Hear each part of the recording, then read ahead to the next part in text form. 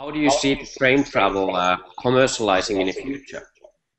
And by that, what I mean is that when you have a more liberal markets, you start to compete more and more with the prices. And the advantage of the rail travel now has been that it's more or less fixed price. And let's say the burden what the airlines have is they have the revenue management. So having different price levels. And one airline cannot do it if not all the other airlines don't do it. So is there a risk that the airlines, the trains are moving into that direction?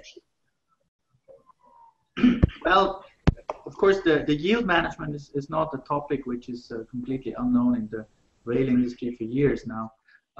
I can clearly say from a train operator who runs an open system, meaning no reservation required, you can board any train on a particular route during the day with your ticket.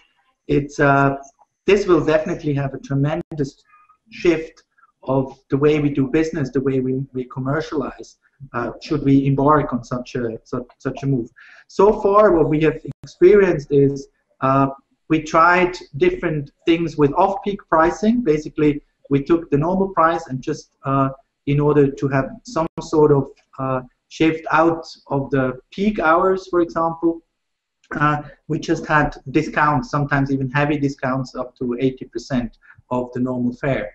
And there I can clearly see and state that this is not really either not helping to really solve an issue we have today at peak hours, where we produce more passengers than we have seats.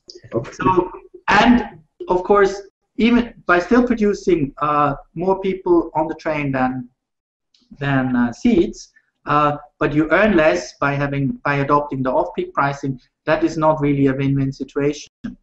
So I have my doubts that we're going to see a similar competition level in the rail industry as opposed to the airline industry, since the tracks, the railroad tracks, they're just limited. It's not as easy as just leasing an airplane and getting traffic rights, and then you basically have an airline.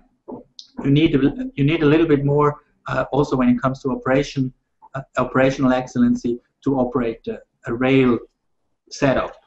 And when it comes to that, I think that was my statement. We should not aim to be an airline competitor as a railway operator, despite the fact that some of my bigger brothers and sisters might believe otherwise. But for Switzerland, I can clearly say that with our national carrier, we even have co-chair agreements on certain routes like Basel-Zurich, where Swiss has completely given up on operating flights, even feeder flights. They are basically carried out by our fleet on the railroads.